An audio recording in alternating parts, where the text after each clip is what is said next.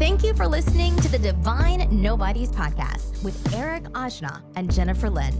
If you enjoyed this episode, please like and subscribe so you never miss a show. If you're on Instagram, please follow us at Divine Nobodies Podcast and join our ever-growing community of lightworkers and spiritual visionaries. Together, we can raise the frequency of our planet and bring in a new era of awakening and inner standing. Welcome to our tribe. And now your hosts, Eric Ajna and Jennifer Lynn. Hello, thank you for tuning in to Divine Nobodies podcast. I'm your host, Eric Ajna. Happy Mother's Day, Jen. Oh, thanks. Well, I don't have any children, but happy Dog Mother Day, right? Yeah, I was thinking about that too. If you're somebody out there and you have animals and pets, I have cats. Well, I have a cat, and if you're a female, that counts. I feel like that counts. Yeah. You know what I mean? Might as well. So happy Mother's Day. Yeah, right. It's a beautiful, beautiful Sunday. It's the morning time. It's about 9 a.m. So we're going to get into something really special that we wanted to bring to you guys today, and it's we're gonna get Reading Rainbow up in here, Jen. Oh yeah, with this book, yeah. And me and Jen we're really well versed on just lots of different books. She was reading one by Jay Shetty recently, and then I came across this one with Jen, and I thought, hey, we got to read this together and kind of form our own book club. And we've actually met a few times about this book. And then we ended up reaching out to this fellow, and we're going to go ahead and bring him on because it's a really, really compelling story. And it's going to be a near-death experience. And he's going to go over just basically the logistics of the book. And it's a really, really special book. It's one of probably my top 5 favorite books of all time right now. Yeah, I'm right there with you. And we read a lot of books on this podcast. We read a lot of books. Yeah, we read a lot of books. And in contrast to this book, though, I mean, I've read books like Betty Eadie's Embraced by the Light, which is a really, really good book if you guys want to pick it up. Basically shows her account of a near-death experience. And then Beyond the Light by PMH Atwater. And she has a lot of really great material on near-death experiences as well. And then sort of the godfather of them all, which is Raymond Moody, who wrote Life After Life. And the beautiful thing about this book, Jen, is that he wrote the acknowledgments in this book. He endorsed this book. We're going to talk about it. So... And Raymond Moody's a wonderful fellow, and I've been following him for a long time. And then once I got into this book, it all kind of changed for me because it put a different spin on how I experience or read these type of books. So we're going to get into it. So this book is written by David Ditchfield, and this is a remarkable story of how he fell under a speeding train, journey to the afterlife, and the astonishing proof I brought back with me. And we have David with us today. So we want to go ahead and just introduce him. David Ditchfield. How you doing, David? Hey, I'm good, thanks. Great to meet you both. Oh my gosh, we are so excited. You have no idea. Yeah, bless you, thanks. We're huge fans. I was so excited. You know, like when you're a kid and your parents tell you they're going to go to Disneyland, and then you can't sleep the day before, and you end up sleeping in your clothes. That was pretty much me. Wow, yeah. That's great. I'm fangirling big time. Yeah. Yeah. I was working on my UK accent. You guys want to hear it? Oh. Here it goes, Jen. I've been trying it because I love his accent. I love your accent, David. I was like, okay, my name's Eric, and I like the Beatles. You kind of have to you start at the bottom and you kind of go up a little bit. You know, I got a long way to go. That's very good. That's very good. That's better than my English accent. Yeah. So David, there's definitely a lot to cover in this book, and wanted to just dive right into kind of what your experience is. And then we have questions that are kind of built around the story in the book. The one thing that I really, really loved about the book is it's kind of structured like a movie.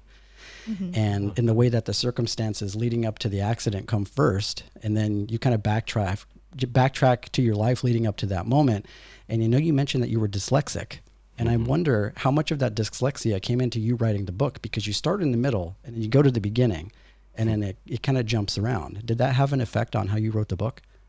That's very interesting, because I've never really thought about it from that perspective, whether my dyslexia had anything to do with that. It could be because because of my dyslexia, I've hardly read any books, so I'm not familiar, I guess, with the structure. So I wanted it to be kind of have a cinematic sort of movie feel to it. And some movies that I've seen, particularly some really good old French movies, they're very much like that. They'll chop up time and they'll just throw something from the future. halfway through the third half or whatever, and then go back, and there's no rules basically. So I figured that might be quite nice. Yeah, that's what I loved about it, is that a lot of those books on near-death experiences, they're not really structured that way. A lot of them are they start at the experience and they kind of trail off from that. But the one thing that I really loved about the book is it shows a really personal story about who you are, your life leading up to that moment. And it's about a near-death experience, sure. But once I finished the entire book, it's about so much more than that. Oh, yeah. Brilliant. Yeah, there's like a level of intimacy that you have and vulnerability that you have that you don't normally see in these type of books, and just books in general. I love how just fiercely honest you are about your journey.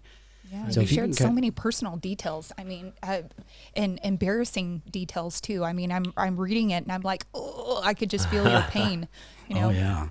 Yeah, people have said that. Do you know what? I didn't plan that either. I didn't actually think about it. I just thought, right, I'm going to write it as it is and just throw everything in there, because I felt it was important to show, the journey of me, the person that the struggle I had in life before the actual accident and the near-death experience itself and the transformation. Yeah. So it was important to throw all that in, really, and not hold anything back. Yeah, I thought so too. And Eric and I were talking about this before, how this is such an amazing example. And you give so many examples throughout the book of how anything is possible with Source. Like once you get into the flow, things just start to happen and come to you, and you created a whole new life without any experience in art or, orchestras for that matter, and created some really amazing things. So I totally agree that all of those personal experiences really do just provide examples for your life. Yeah.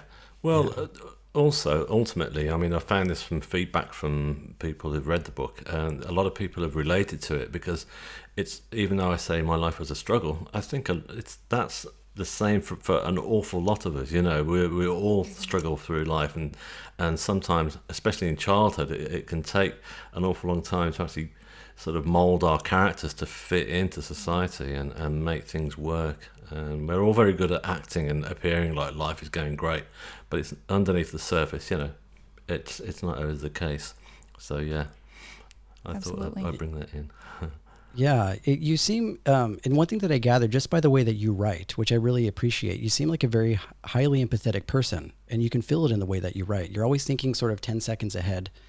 And I know that you sort of mentioned, what I mean by 10 seconds ahead is like you notice in the book, like all of your insecurities sort of come out, the doubts that you have, you're placing yourself into the situation of is this good enough, or should I be doing this? I noticed that you also see certain behaviors in other people. Would you say that you are a highly empathetic person? Were you that way prior to the experience, or did your near-death experience sort of heighten that for you? No, the near-death experience most certainly heightened that. Yeah, I was, before, I'd say that my life, I'd always explain it as being linear. I was just skimming across the surface of life, and I wasn't really addressing any emotions. I had no spiritual sort of feelings or anything. It was just literally sort of living from day to day and hoping for the best. And any adversity that happened in my life, I just wouldn't deal with it. And my way of dealing with it was literally going to the nearest bar and finding my friends and start drinking some beers. But now it's a lot more. Yeah, my life is a lot more. There's a lot more empathy in my life towards others, and and I've also, because I've learned a lot more about other people who've had NDEs, and that is very much the case. A lot of people come back feeling a lot more empathetic and a lot more love to the world and people surrounding them. Yeah, right. Absolutely. Yeah. Yeah. And, Eric and I both have had NDEs, but Eric's was much more profound than mine. I was a child whenever mine happened, but. Oh, brilliant, Yeah. Yeah, and I was in 22, and maybe that's something that we can get into later, but music is a really integral part of that experience, and that's the one thing that I related to so much about your story. So before we get into too much, I want to give the audience kind of an idea of what type of experience that you had. So we'll just go ahead and fast forward to the moment when you are at the train. Can you go over kind of like what that experience was like, and then ultimately your near-death experience, and then we can kind of go back into some of these questions. Sure. Well, we have a lot of questions. Yeah, that's cool. Basically, I was seeing a friend off at a rail station in Cambridge in the UK, and I was helping her onto the car with her bags and saying goodbye and stuff. And as we hugged and kissed, my coat got trapped in the automatic closing doors, and I just couldn't pull it free. It was just like the bottom corner, and it was a very thick sort of quality sheepskin coat, so there was no way I was going to get it pulled out. I looked around for a guard on the platform, and there's no one around, so I just yelled for help anyhow at the top of my voice and was banging on the doors, but nothing happened. So I remember just looking into the eyes of my friend Anna, who I was seeing off, and I just saw sheer terror in her face, and I just thought, I was facing death at that point. I thought I wasn't going to survive this, and it was terrifying, obviously. Then the train engine started to rev up, and it started pulling out the station at great speed. You don't realise how fast they pull out of stations. You know, when you're sat inside, you go straight into your cell phone and start texting people, but when that happens, it's like, wow, you know, the sheer pull was just overwhelming, and it pulled me off my feet, and I was dragged along the platform at great speed, and then I was sucked between the edge of the platform edge and then the speeding train, and it was like being pulled down into a huge violent machine. I was just thrown straight into darkness, and I was hurled around like a rag doll, and it was very, very violent, very terrifying, and I was conscious throughout the whole thing, but there was this part of me was determined to survive. You know, I went into fight or flight mode, as they call it, you know, and I decided to fight, as it were. And time stretched. It's interesting because it wasn't like it was in slow motion, but the whole thing only took a matter of seconds from the point of the train pulling off and me going under. But it felt like minutes to me, and I had time to think it through. I remember as I was dragged along the platform edge, I'd seen a news item where a young child had been thrown from a burning apartment block and from the third floor and had survived without injuries. And they put that down to the fact that infants don't tense up like we do as adults. So I decided just to relax, and that helped me. But I knew ultimately now, looking back, that there was something far greater than me and us and the whole train and everything that was determined to save my life that day, because I should have died by all statistics. You know, the rail police, the UK rail police, did a massive inquiry, and they said afterwards, they said, we don't get it, you know, we've banged our heads together, and you should not have survived that. You should be dead, you know. But obviously I survived.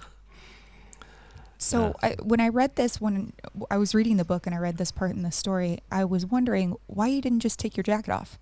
So once you realized that it was caught in the door, were you like not I say, able to, or did it just not occur to you that you weren't going to get it out? I just knew I wasn't going to get it off in time.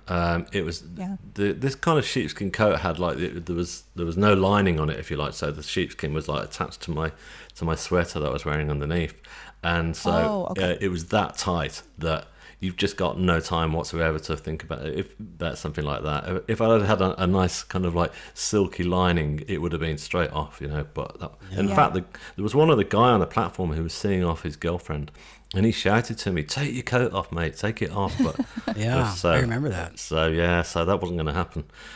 Yeah, and you did a really good job of explaining that sort of lapse in time, because you were able to squeeze in a lot of different observations within a short period of time.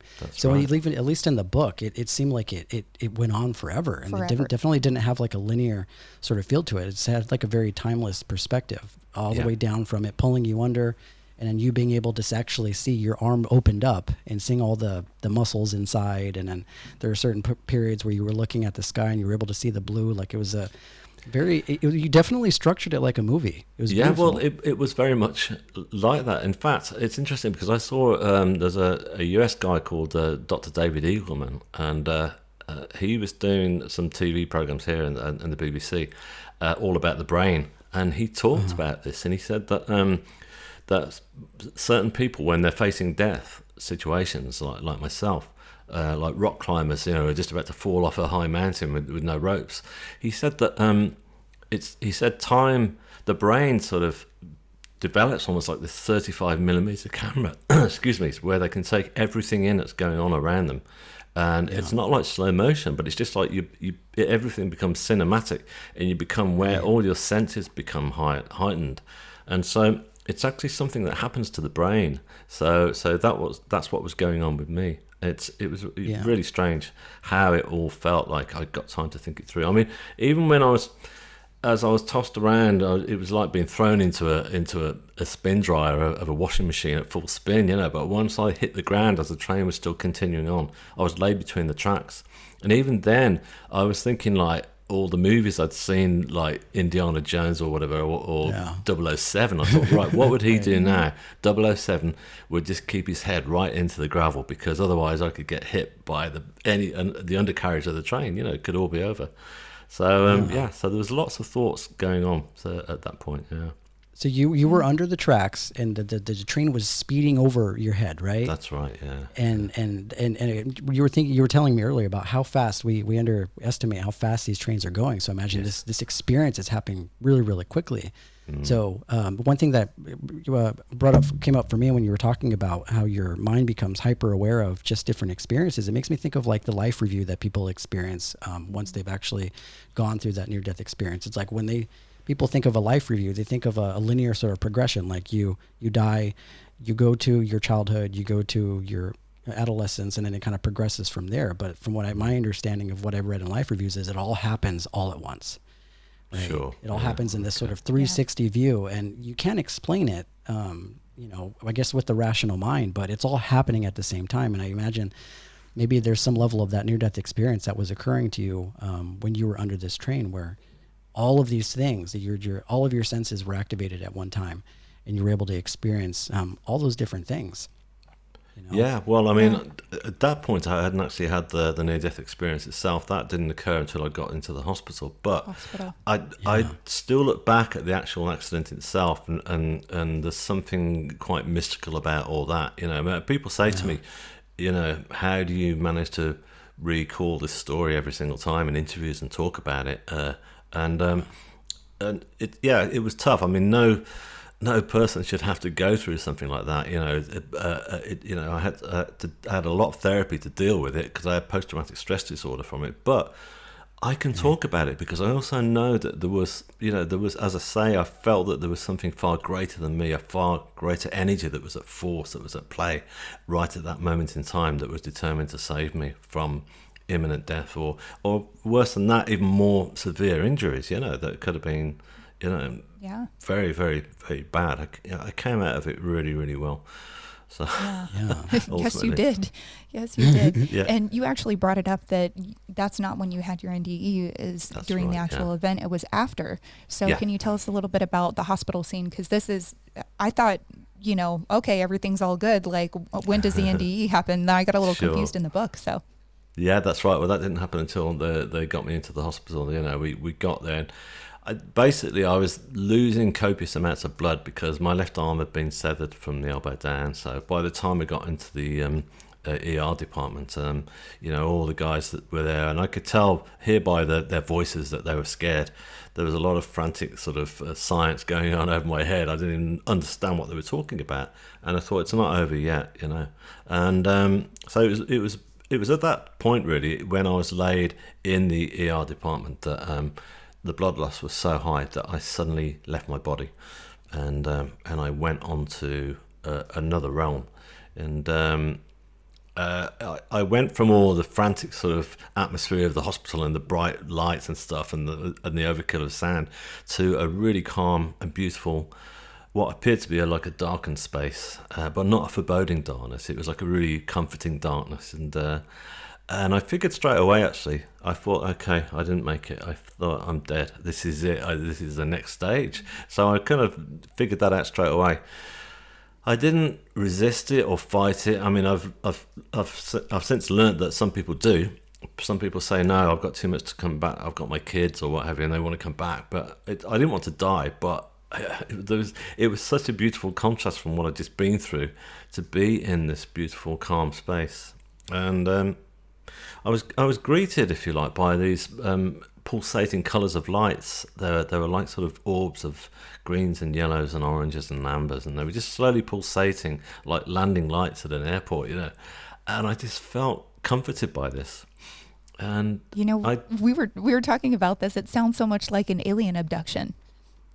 whenever you're talking about like the it lights does, and laying on the stone that wasn't really hard, it was soft, and the sheet that was laying over you that was like a material you had never seen before. So, no, exactly. It's interesting because, you know, although a lot of the things did feel familiar, the actual stone that you talked about that I was laying on, it was like a huge slate rock, really, basically. And this rock was like a medieval altar, and is the best way for me to describe it. And the only thing that was different about it was that it felt comfortable to lay out on. I realised I was no longer clothed, apart from this sheet that was covering me, which was like a satin sort of silky sort of texture to it, and I felt comforted by that blue. And it's almost similar to the blue background you've got behind it there, interestingly enough. And it was, and so I just thought, okay. So I checked my body as well to see how my injuries were looking, and everything was fixed, everything was back in place. There wasn't even a single scratch or cut or bruise, and my left arm was back in place. So I thought, okay, this is good news. And I laid my head back, and as I did, I looked up and I saw like these 3 symmetrical grids of white light that slowly closed in on me. And I looked into that light and I couldn't take my gaze away, even though it's so intensely bright. It's normally that kind of brightness the human eye wouldn't be able to take it. But in this plane, I could. And in fact, I couldn't take my gaze away because I felt like the light energy coming from it was healing me. It felt beautiful and calming. So I just remember just laying there and just enjoying this light and energy that was coming through to me. And then I felt the presence of somebody had arrived at the scene, if you like. So I looked ahead of me, and there was an androgynous being just stood at my feet, neither male nor female, with this pure white blonde hair and this skin that was radiating light from within. And this person was just wearing like a simple contemporary black t-shirt, nothing too ethereal or otherworldly, just a simple black t-shirt. And so I went, okay. And I said, I know you, don't I? I know your face. This face was just so familiar. And this person just kept grinning back at me and wasn't going to give anything away at all. And I said, who are you? I know you, don't I? And I thought, okay, I'm not getting anything from this person, but that's okay with me, because I felt this person was guarding me and was taking care of me, and I felt totally safe at this point. So I laid my head back again and enjoyed the energy that was coming through from these grids of light. And then I suddenly felt the presence of a few more people that arrived, and there were 2 female forms either side of me. There was a girl to my right who was like very kind of I don't know. She looked quite European looking with brown hair, wearing again like a simple brown dress, and then the girl to my left was more Asian Indian, American Indian sort of in appearance, and wearing more of a traditional dress. And they both had their hands just slowly going over my body, just kind of hovering over all the contours of my body, and it felt like they were healing all the trauma that I'd just been through from that accident. But it was more than that, because the energy that was coming from their hands was just so powerful. It felt like an energy of love that was just coming from these hands, and I felt like they were healing all the years of injuries that have been afflicted to my soul, if you like. I felt like my soul was being healed. I mean, we all carry baggage with us from throughout our lives, and it felt like all these layers of baggage were being slowly pulled away from me, and the pure essence of my soul was now coming into form, and it felt great. I felt the best I'd ever felt in my whole life. So yeah, that's incredible. One thing that I know about just near-death experiences is it seems in some ways for some people it's kind of abstract to try and explain what it is that you go through. But one thing that I commonly see is that white light that you're talking about, how it kind of sort of like penetrates through your entire being, and it's hard to kind of rationalize that in your mind, because I imagine it's a very experiential sort of experience. When you were being bathed by this light, how did it feel? Did it feel like very blissful, like a high? Was it just like this unbelievable joy that you were feeling? Yeah, it was a very calm and peaceful sort of high. It just it just felt like I was being cleansed, of all the sort of, as I say, of all the baggage that I've been carrying throughout my life. So it was just, it was. Especially up until the point of the accident itself, my life was going so terribly wrong that I was drinking heavily. I was beating myself up in my own mind, and it felt like all that suddenly made sense, and that I wasn't a bad person.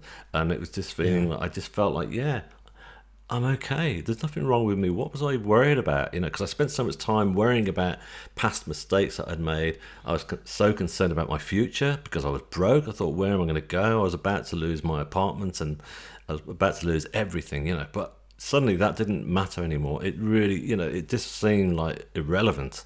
And all of a sudden, what seemed key was the fact that my pure essence of my soul felt beautiful, and it felt important, and it felt important to me for the first time. It almost feels like that maybe that feeling of oneness that comes over you, because me and Jen have had conversations about this in the past, which is, a lot of the violence and suffering that we see in the world comes from this sort of lack of awareness as to what the true nature of spirit is, which is, if you think that you're a finite human being and this is the only life that you have, people would do a lot of crazy shit in order to try and make what it is that they want to happen. And that involves, hurting other people or even hurting themselves. But the one thing that I've just gathered from my own experience and my practice, and then from reading about near-death experiences, that it creates this expansion in you where suddenly you understand where your place is in the sort of the full spectrum of how source works. There's like this almost feeling of oneness to where you realize how infinite your spirit is and how eternal it is. And all of a sudden, all those things that we bother ourselves with in this sort of three-dimensional reality don't seem, I wouldn't say insignificant, but you can kind of just take a really big sigh of relief knowing that, you essentially can't die. If you're a part of source, you're just eternal. Yeah. Was that what you experienced? Was this sense of your eternal self? Yeah, no, most certainly. It was interesting because it was most certainly me there. It felt like me that was there, but it felt like it was the complete me. Me complete without any negative issues that I was carrying with me throughout my life, and that's true. It's people say to me, "Oh, do you fear death now?" And I say, "No, I don't at all," because I realise now that the soul is too far a greater entity just to suddenly stop existing. Yeah, the body stops and decays, but the soul just continues on, and that's what I felt at that point. I felt that the soul had moved on, which I wish a lot of people could understand that, because I think that's a brilliant thing you just pointed out there, that people are constantly trying to sort of tread over each other because they don't acknowledge that the fear of death that's going on within us all, because we just don't talk about death, do we? It's never discussed ever. Right.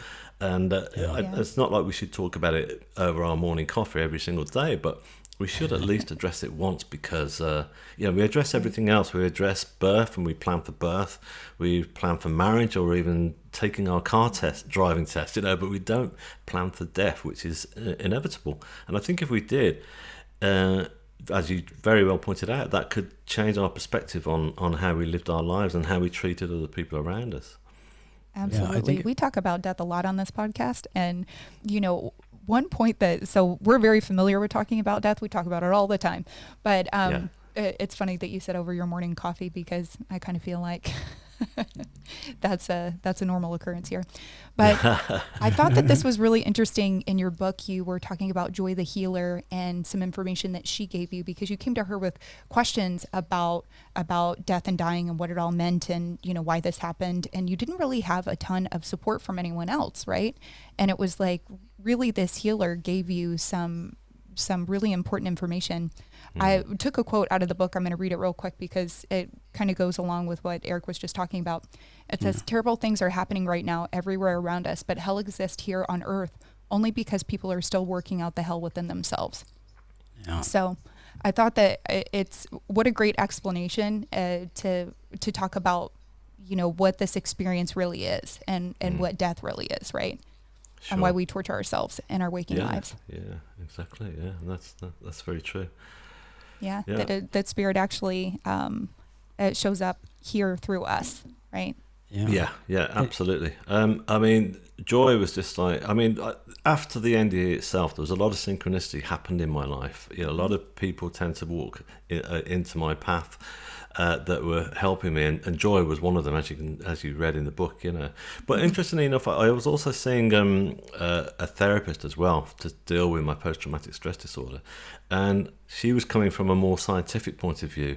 And I wanted to include her in the book and in the story because they were both equally as important to me, if you like, because science is very important. Without science, I wouldn't be sat here talking to you now. Science kept me alive physically, as it were. But yeah, she was fantastic, and also, I came across her through spiritual healing. And spiritual healing is an amazing thing that not many people seem to know that much about. And it's interesting how a lot of people think it's not, they think it's like shaking the devil out of you or something like that, which it's not. It's a very beautiful, calm process, and I'd recommend it to anyone. It helped me greatly when I was recovering. It helped me not just physically but emotionally, because I to deal with the trauma of the accident, and so that's how I came across Joy and her teachings, and also she told me as well that a lot of the wisdom that she passed on to me wasn't just her, that she'd read it in books or anything like that, or that she was incredibly wise. She told me that she was channeling those words through, which is channeling is something that I'm very familiar with because I use that in my work now, both in my paintings and in my music. Channeling is something that we can all do as well, so you don't have to have an accident or a near-death experience to be able to channel, basically. Right. Yeah. The one thing that I when you were talking about, talking about healing and how people perceive healing. So I've been in that healing community as a sound healer for quite some time. And I also have like a certification in Reiki. So trying to explain what Reiki is and what this energetic healing is to people is kind of tricky because you're right. They think it's like you're shooting lightning bolts out of your fingertips and like you're bringing down the angels and you're kind of doing the thing. But the one thing that provides clarity, at least for my experiences, a near-death experience or something that someone would maybe go through a plant medicine where it changes your relationship to love. Because prior to something like that, a lot of people have an intellectual understanding of what love is, right? It's very objective and it's very subjective to what we define as love. But the one thing that I've read in these near-death experiences and even my own experience is that love stops being a concept and it becomes like a real tangible thing, like an actual energy that exists. And so when it comes to the understanding of energy work, when someone's laying hands on me, like for me, it's that love that somebody's radiating through their fingertips, that calm and that peace is a very real experience. Yeah. It's like a very real sort of healing experience. That person is the conduit. It's not that person that is providing the healing. It's source that's providing the healing through the conduit of that person. Yeah. In fact, I still go to spiritual healing, although I haven't been for a year, of course, because of what's been going on with the pandemic, which I miss greatly. But the healers that I see, each time, I just say, wow, that was amazing. You're such a brilliant healer, and everyone will deny it and say, look, it's not. I'm not a great healer. It's just the energy. I'm just channeling it. It's just coming through me. It's coming from from source, from the energy, from my guides, your guides, and that's where it's all coming from. But you still feel it, and it's just it's remarkable. It's a beautiful feeling. It really is. Yeah. I mean, I think it's incredible that you were able to actually see your guides and meet them, right? Through your NDE whenever they were healing you. Right, yeah. Did you ever talk to another psychic or anyone to get more information about your healers? I did, yeah, because when I first came, when I'd had the near-death experience, I knew nothing about them. As I said to you earlier, I was not spiritual at all, so I knew nothing about it. So for me, it was a bit of a like, wow, is this me, the only person that this has happened to? Of course, before long, I realised that wasn't the case. And I found a spiritualist church that was nearby because I was recovering at my sister's house, who I'd been staying with, and I knew there was a spiritualist church in the town. So once I was well enough to start walking around, we walked around, and I remember finally discovering it, because it was a hidden doorway in this alleyway near a river, and there it was. So I went in, and when I went into that church, they were brilliant, because they just explained everything to me. They knew, they said, "Oh, you're the guy who went under the train. You were all over the news. Yeah, you had a near-death experience." I went, great, and it was so. Yeah, so I learnt an awful lot from them, they're beautiful, beautiful souls. But I also went online, of course, and discovered. I came across Dr. Raymond Moody, who you talked about earlier, and I knew nothing about him either. But the first painting that I did, I just sent it to him in an email, just on the off chance, and he got back pretty quick, and he said, "This is an amazing painting," and he loved it, and he helped me as well, just by just talking a bit about what had happened. So that was great. Yeah. Go ahead. Sorry, Eric. I didn't mean to interrupt. No, I was going to say, in the book, you struggled with drinking, right? Yes. And what was it about the experience that it made it such a quick decision to give that up? Because many people struggle to give up those things, right? They got to go through like a 12-step program. They got to go through like extensive therapy. But I ask because it's not uncommon for people to just up and decide to quit like illicit drug use after like profound experiences like that, especially with stuff like plant medicine. You hear it a lot. And you ask these people what happened, it seems to be kind of really difficult for them to come up with what exactly caused them to just up and decide to quit. What is it about that experience you think had the ability to pull you out of that so quickly, to just decide one day you just didn't want to drink anymore? Well, basically, when I came back from the experience, the whole near-death experience itself was just like the energy that was coming through, as I say, was unconditional love. And it was teaching me that to love myself. So I came back with an awful lot of self-love, and from that, self-worth as well. So it just, the whole concept of drinking just seems such an alien concept. And so I was also determined to survive and recover from the accident, because it took a long time to recover from that. And so I felt like I'd an awful lot of strength was still coming through from that other realm when I was recovering, when I was in hospital. And in fact, my consultant was turning around and saying, "You're recovering at an incredible rate, this is remarkable." I became his star sort of patient, and I said, "That's because I'm being helped by," and of course he couldn't handle what I was talking about, about the NDE, so I thought, okay, I'm not going to go into that, he's a scientist. But anyhow, the self-love and the self-worth that I brought back with me was giving me that strength to give up and stop drinking, and I just, it didn't belong to me anymore, that sort of that dark sort of matter, if you like, that was part of me. So that simply had to go. So when you were in that experience, feeling that unconditional love, if you had a choice, would you have stayed there?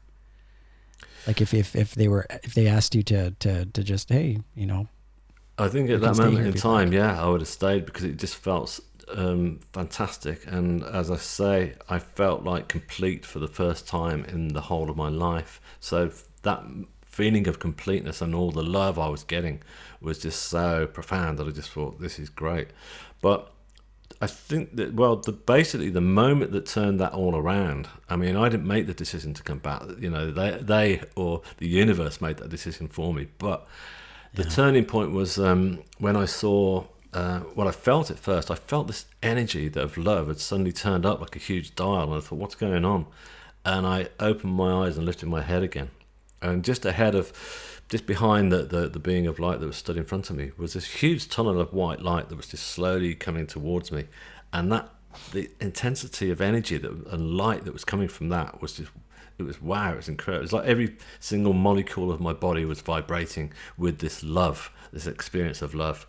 And it was surrounded by all these dramatic flames that were slowly circulating all around the edge of it. And I just thought, wow, what is this? And I knew what I was staring at here was the source of all creation. This is where it all comes from. This is where the universe and our lives and the whole thing, the whole shebang starts, is in this tunnel of white light.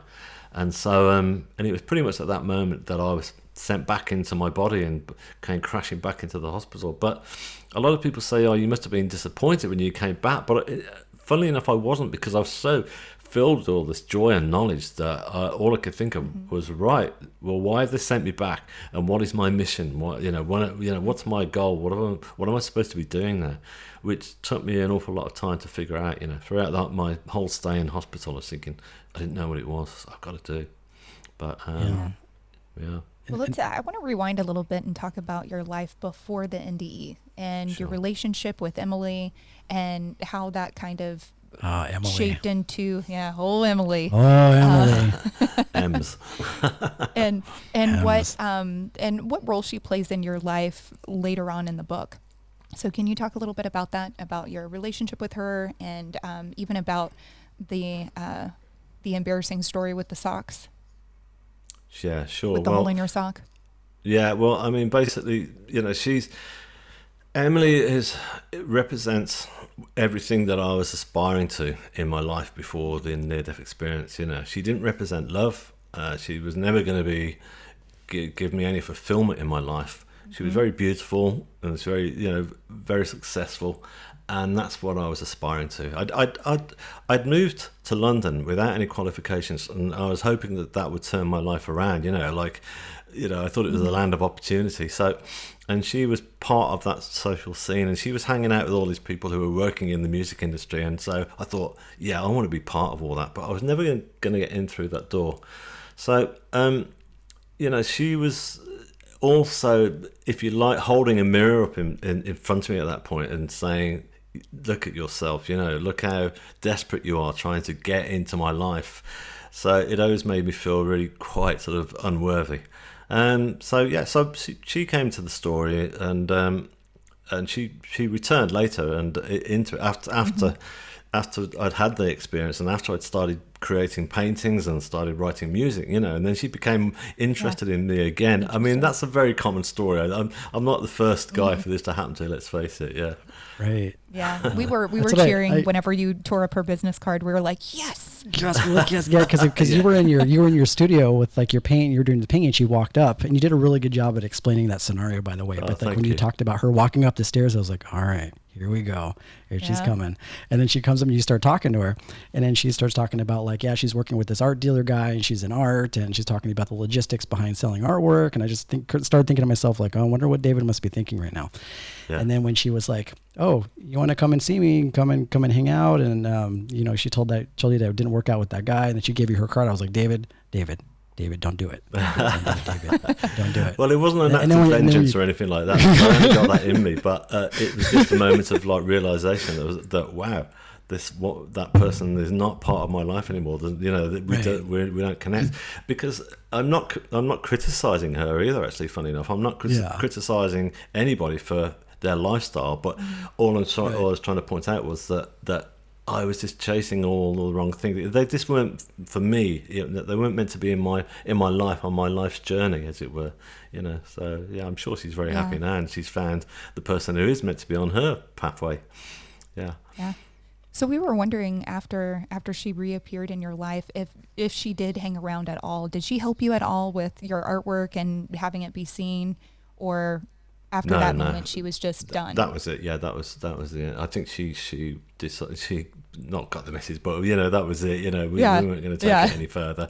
She got that one. I think so, and that was fine. It would never have been comfortable for either of us. I don't think it would have been. It would have been like we would have just been playing an act with each other, and I can't do that anymore. I can't play the act anymore. I've got to be totally authentic to myself, and that's to me, that's the key. That's what success is. It's not the actual being successful. It's the doing. It's whatever you're doing. That's where the success lies, rather than the actual end game, if that makes sense. Yeah. So do you think she had any idea about your situation, your financial situation, especially when you guys were dating?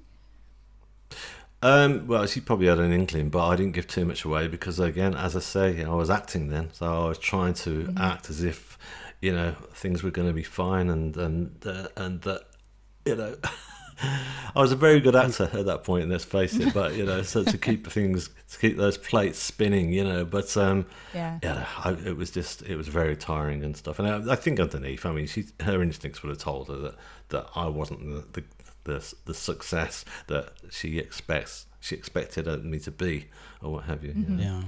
But I can relate to this. And I can relate to the story about that because I've been that person before.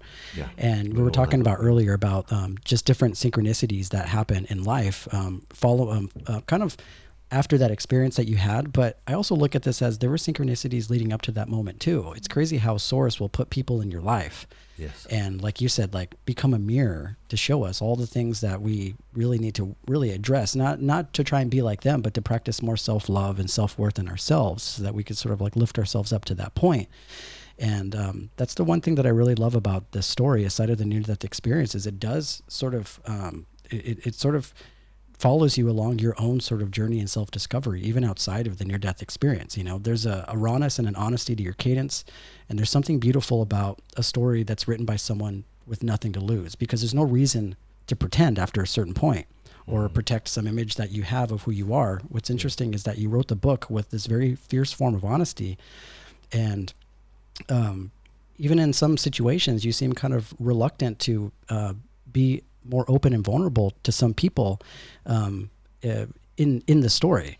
Was it difficult to write the book and have to unload and unpack a lot of these vulnerable emotions? Because it's one thing for you to have gone through that experience in real time, but having to trace back and put this into context, like into actual words, was it hard to share something that vulnerable? There were moments for me that were hard to recapture and relive some of the key issues of the story, because it's like you're opening up a lid on something that you kept closed for some time, but ultimately it was almost like it was quite therapeutic. If you think about it, if for me, because I'd had therapy, I know that therapy is all about you sitting there and just, it's not the therapist really giving you advice. The therapist is encouraging you just to talk and to talk about everything that's within you. So it was like a big therapy session. So it was kind of good in a way to be able to do it. And again, going back to what I was saying earlier about I wasn't looking for it to be a big successful book either. I wasn't even thinking about that. It's just, I just wanted to write my story, and I thought even if I just self-publish it and only my family and close friends read it, that's fine. And it's just, I've got it, and it's written down on paper, and it's there, and I could put it on my shelf. But it obviously developed into something more than that. The energy was helping me. I was being helped to put that together. I was being helped to I had a co-writer work with me who was a friend that I'd known for years, and again, synchronicity, she came back into my life, and so that was good, because I would not been able to have done this with my dyslexia. I would not been able to have written a whole book. So she helped me just structure a lot of it, and with grammar and things like that, which I'm not familiar with. But but neither of us thought it was going to be anything big. She'd never written a book before in her life either. So it was just, and it happened.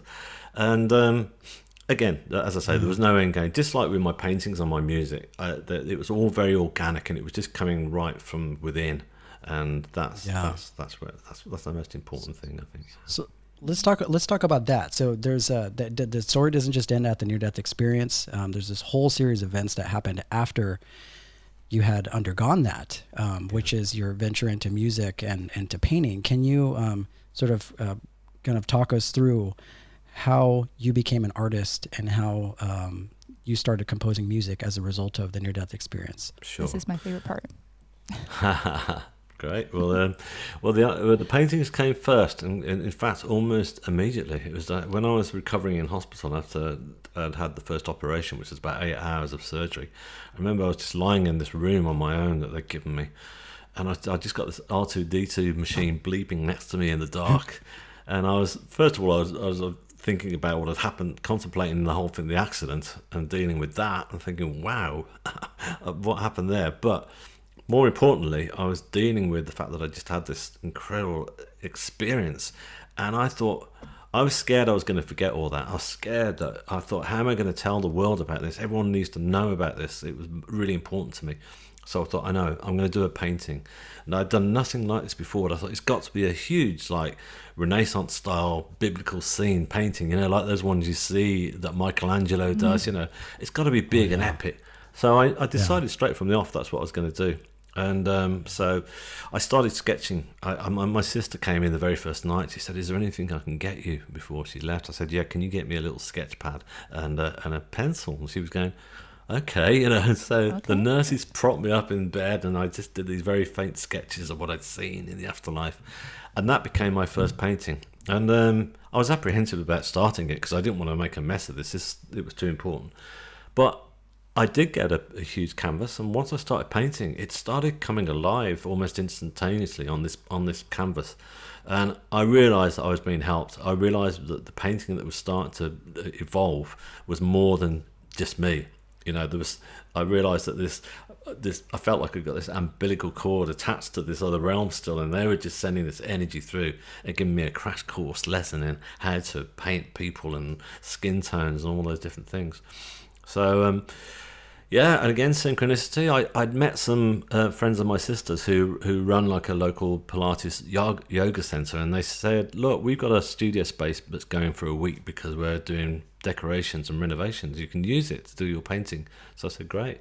So I started doing the very first painting in that studio, and of course by the end of that first week I was nowhere near finished, but they said, that's okay, we'll just move you around and you can stay here, we're not going to charge you, because I was broke. And I stayed there for 2 years in the end. And I was so blessed. I mean, they're brilliant friends now, of course. And I was just so prolific after that. I couldn't stop painting. So I just continued to paint what I'd seen in my experience. And people were coming up who were coming in for the yoga Pilates sessions. And I became known as the artist in the attic. And they used to come and look at my paintings. And I'd explain everything that was going on. And I realised that people were very interested and fascinated and to hear about this story. So I thought, this is great, people do want to know about this. But the music, that's even more amazing because that came through spiritual healing actually. And when I was having the healing sessions, some of the healers are clairvoyant, and they would just give short messages afterwards. They'd say, "Oh, I was seeing like an image of light coming through or whatever." In there, but that. They kept saying, oh, why am I seeing a violin laid across your chest? Why am I hearing Beethoven and Wagner and all these different things? And I said, I've got no idea. I know nothing about classical music, which I didn't. And suddenly, one of them turned around and said, look, they're telling me you're going to write a piece of music about your experience. I went, great. So I went home and I pulled this old cheap synthesizer out at the loft and started trying to write what I thought was going to be a 3-minute song, because that's all I knew, and it wasn't happening. And then something came through to me, an idea, and this beautiful chord progression. I say it's beautiful because I knew it wasn't mine. It was being sent from somewhere else. And all I got was an old little cassette recorder. And I just recorded the opening chords onto that, and I started developing it. And I'd met a cello player who used to come and see me paint, and we used to meet for coffees. And she said to me one day, "Oh, how's it going? What are you up to at the moment?" So I told her about this piece of music, and I said it feels like it should be more than a song. It feels like it should be, a symphony.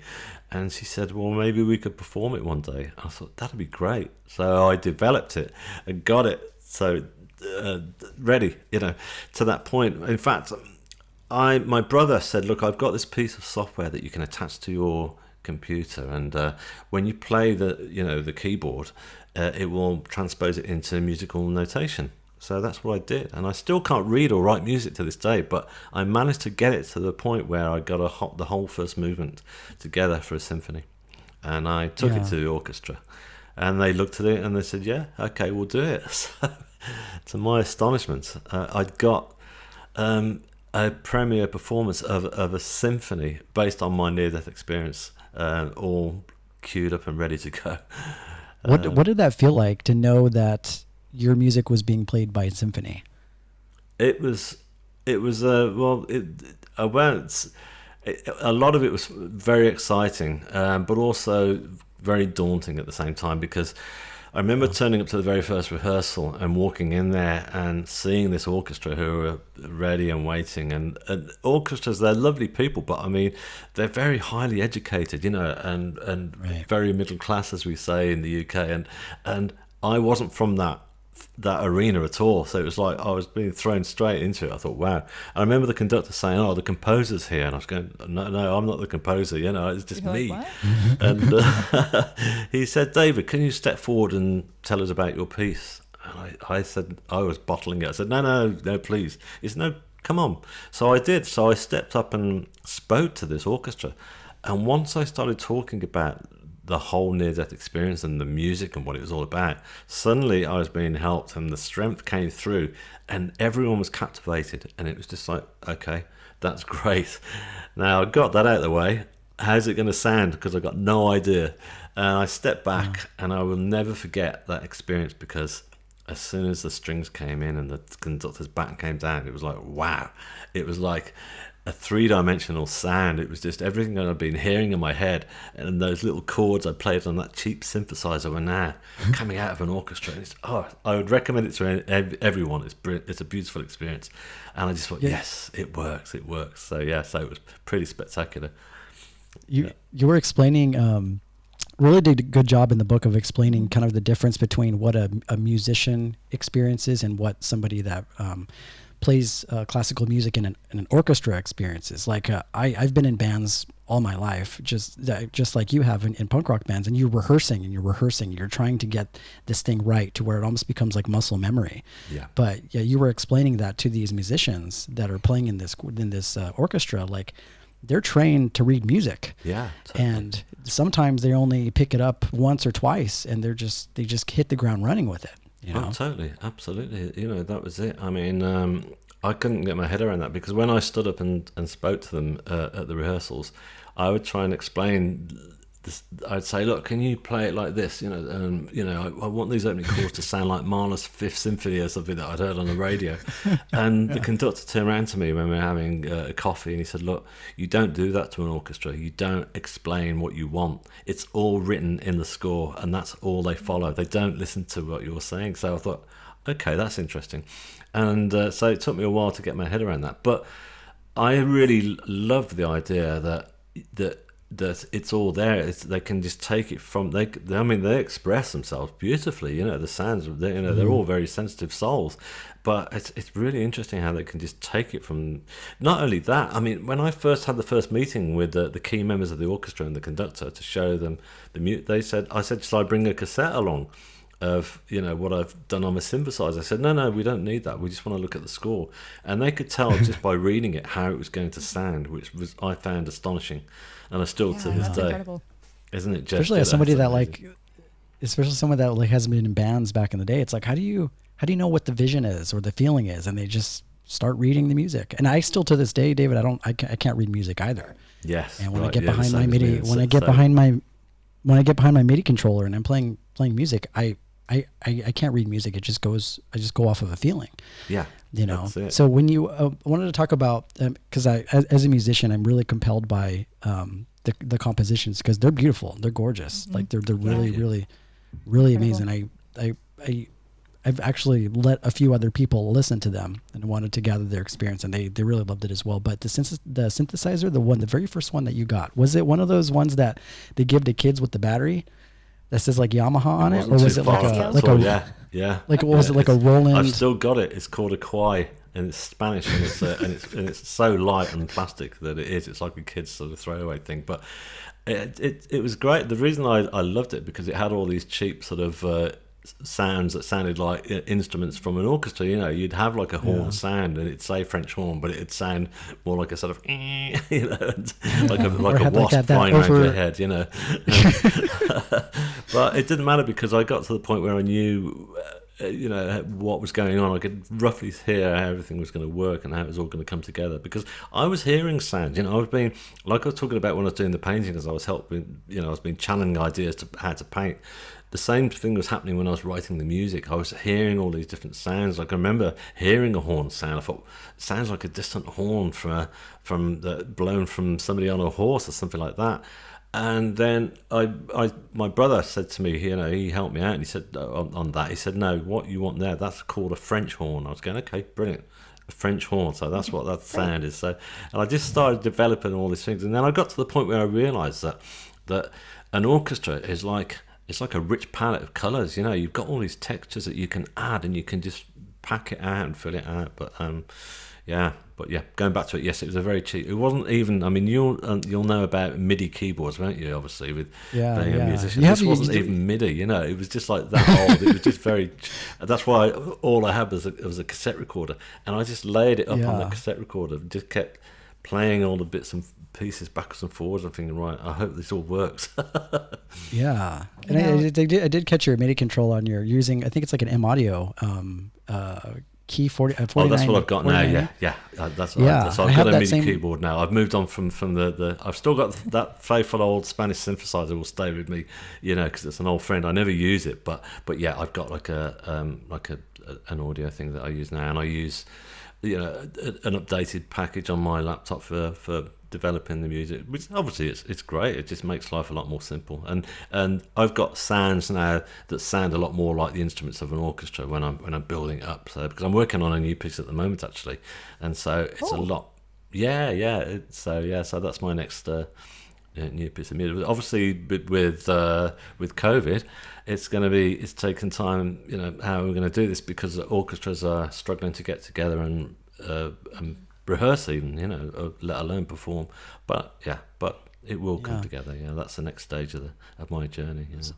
Yeah, so what a journey to go from a 3-chord punk rock band to writing a symphony. I mean, it's pretty incredible. Yeah, and that just goes to show this is among the many examples in your book of how source plays such a huge role. I mean, you literally had no experience in painting or writing orchestras, and you were able to create the impossible, and what another person would say like, oh, that's totally impossible. I don't know how to do that. And through channeling these messages, you were able to create, and it's incredible. I mean, that the overarching theme of the book is that, and it's just, wow, what a beautiful story. Thank you so much. Yeah. Well, I think, as I said, when I first came back to the hospital after the NDE, that I thought, what is my task? What am I supposed to do? At first, I thought I was going to be, a healer, or I was going to help people. But I wasn't really. That wasn't really. I realised now that my task is to sort of explain my story through painting and music, and now through the book and talking about it.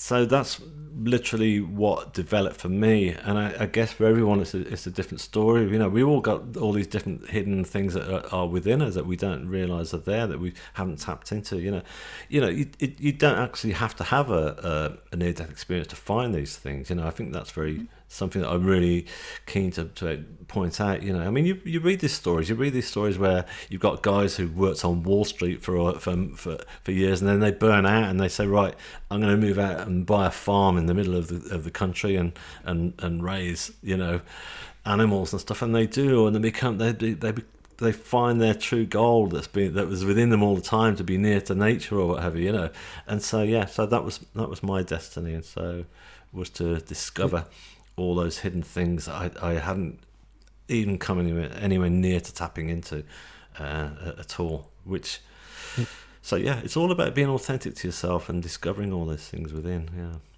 Yeah, it's crazy how synchronistic all of that is, because without the near-death experience, you wouldn't have had the music. Without that experience, you wouldn't have had the artwork, and then without all of those things collectively, even the people that you come into contact with leading up to that point, you wouldn't have even gotten to the book.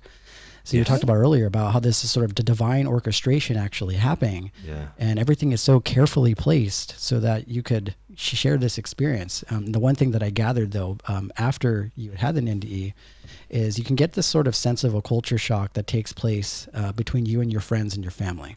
Mm-hmm. And I get the sense that you were somewhat introverted type, and your friends were sort of more extroverted, or at least the way that you had spoken about them. Yeah. There's a line where you're talking about Anna and her boyfriend with Jimmy, and you're like, well, how did she know that about the concert? And he's like, because I told her about it, Mozart.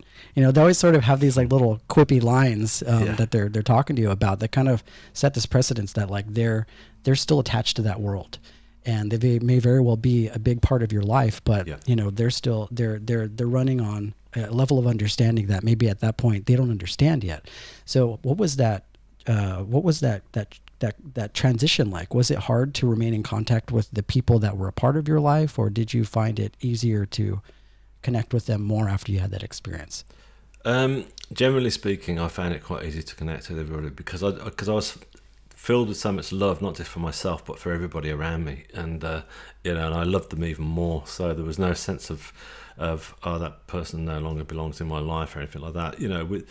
Certain people have drifted apart from me, but that's only natural. That happens with time with all of us, and especially if you move to a different city. Because I no longer live in London, and most of those friends still live there. Or have left London and moved somewhere else. But we all keep in touch.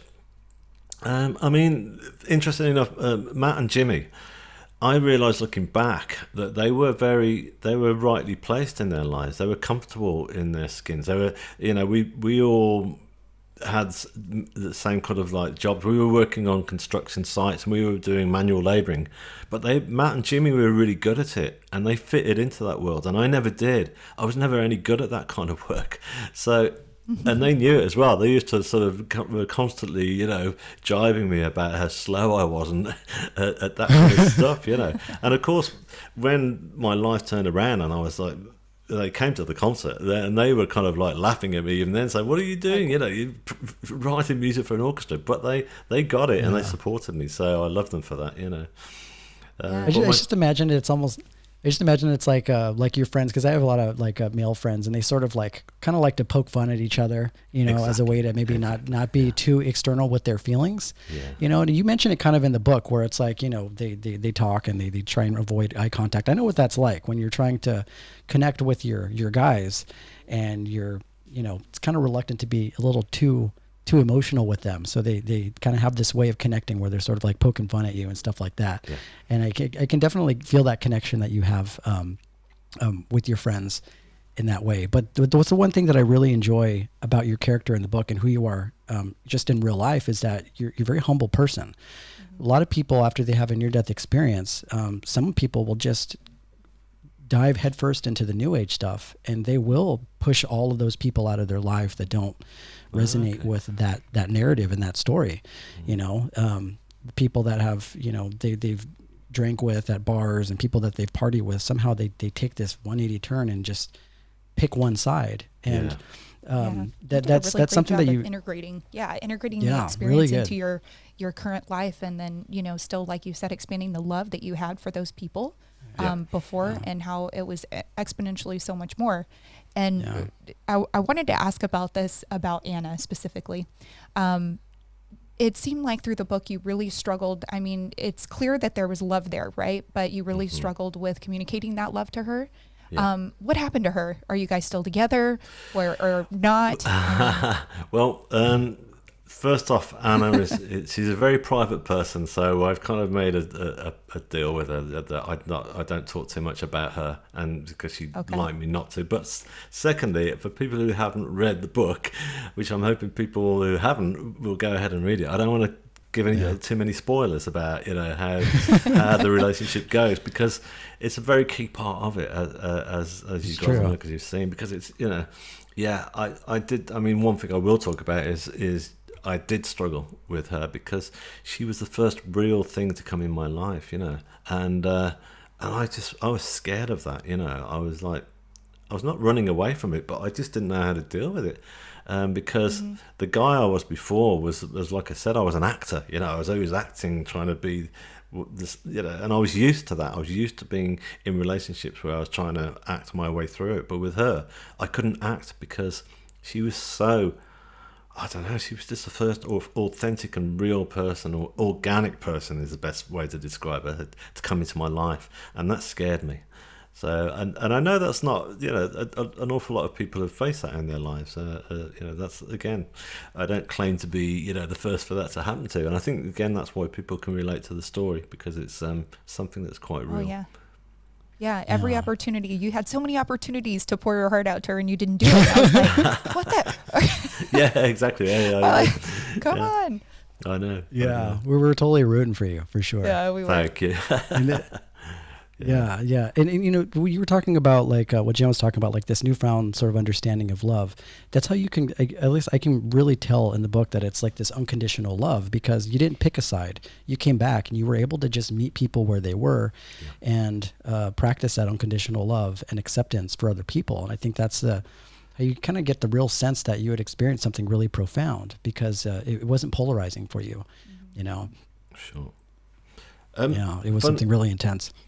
Yeah, interestingly enough, though, I mean, I will say that I did hit a low point probably 6 months in after I come back, and I think that was, well, I know why that was, and that's because, you know, I think this is quite common as well with people who've had NDEs. You know, you probably guys will know yourself that you just, when you come back, you're so filled with all this love that, and you just radiating it and giving it out, that you realise that the society doesn't work like that. And so I mean, obviously I had to go through, there was a lot of legal stuff involved because of the accident itself, and because it was a national rail sort of incident. And so once I was into that arena, I realised that it was hard for me to deal with that, because the whole legal setup is all about trying to strip you down and make, you know, it sucks.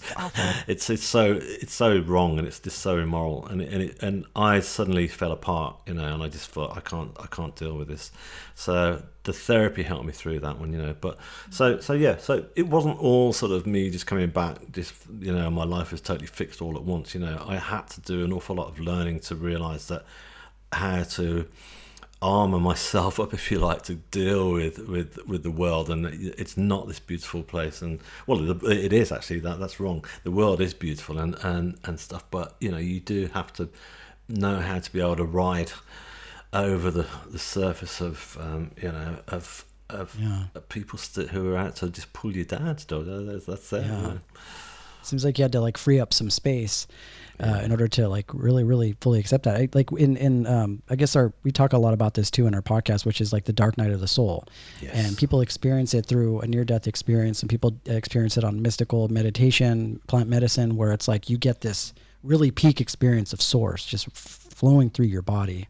And it's an undeniable sense of unconditional love. And then at some point you have to come back. Yeah. And it doesn't necessarily mean having to die and then to come back, but you know, you could have a really spiritual, profound experience and healing a session and have to come back. And people, this is the one thing that we talk a lot about, because it's so important, because the first instinct that people have is that once they have an experience like that, things are just going to be perfect from now on. Yeah. But they have to reintegrate into society. And there's this sort of dark night of the soul that happens, where all of a sudden there's parts of you that sources that unconditional love is kind of pulling through, and it almost becomes a process of subtraction.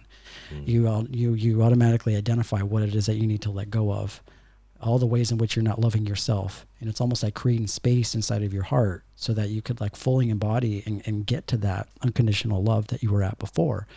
And at least for me, during my experience, it was very much like that, where it was like you experience this beauty and this love and you want to stay there, but then you come back to reality and you have to still go to work the next day, you know, and you're dealing with bills and being a responsible adult. And that's a really difficult thing to kind of move through. So I think for me, it became more about balance. Like, how do I create balance and integrate this love with the world that we currently live in, you know? And I think that was like a huge piece with integrating was just really filtering through a lot of the density that I was carrying along, you know, and working through that. That's great. Brilliantly described. Yeah. And it is, that's great. It was really well articulated, and I agree with you on that. One thing I actually learned through my therapist was you know, any depression or hardship that you're carrying within you, don't try to just throw it to one side and move out of it. You know, stay with it and almost nurture it, if you like, and just allow it to slowly move, because everything will pass eventually. You know, out of all adversity comes, you know, new life, if you like. You know, I mean, that's what I've been saying for this past year, you know, with the whole pandemic situation, that so many people, it drove a lot of people into panic and fear and stuff. And, you know, I just thought, no, yeah, I felt right at the beginning of the pandemic, I actually felt the earth almost like jolted to it, and went, whoa, what's just happened? The energy shift was amazing, and it was huge. Yeah. And of course, there's an awful lot of, we've lost a lot of people, and I had 3 members of my family had contracted COVID, and so it was very frightening. But I knew that there would be, well, we're not out of it yet, but out of this will come some goodness will come out of this as well, because that happens in all cases, in everything, and that's what you learn, don't you? You learn that everything will pass, and everything will slowly move on. Yeah, I like that you mentioned that, because we were talking about the dark night of the soul. Me and Jen talk about it too, where it's like this COVID, this thing became a collective sort of awakening for a lot of people, because we were pushed into this lifestyle that a lot of people weren't familiar with. A lot of people went out partying. A lot of people went to shows. A lot of people had their things that they do. Yeah. But because of COVID, we were sort of forced in a lot of ways to sit with ourselves and spend a lot of time doing what, all 3 of us probably do on a regular basis, which is take time for ourselves and really tap into that. And I can tell just when I interact with my friends now or with my family, that there's this newfound sense of almost like baseline oneness, where it's like this thing put us all on an even playing field. Yeah. We all became the same because we don't have our careers and things like that separate us now. It's like that's the transformation that I feel. It's like, whoa, we're all in this kind of together, and you feel that sense of unity in some ways. That's right. Yeah. And for artists like yourself, you had plenty of time to sit with yourself and create. So I think at the end of all this is going to be a renaissance of music and art and wonderful things as a result of people being able to slow down and kind of disconnect from their habits and their everyday life to focus more on what fills their soul. Yep. So most certainly. We'll see. Yeah. We'll it see. sounds like you're working on something new, so I'm really excited to hear what that is. So There's always something new coming from me. I mean, because from that first concert I did, I was immediately sort of commissioned to write another piece for somebody else, and so I've written quite a few since. So, but this has been really special to me because I feel like there's been space and energy to be able to write this, and it's also come out of the energy of the book being released as well, because I didn't anticipate talking to so many people like yourselves, as I have been. And funnily enough, because the book came out last June, and I remember this time last year I was thinking my book's going to be coming out, and we're just entering into a pandemic. What's going to happen to the book? But I didn't fear it. I didn't worry about it. I thought it'll find its true journey, and if it's meant to, wherever it's meant to go, it will go.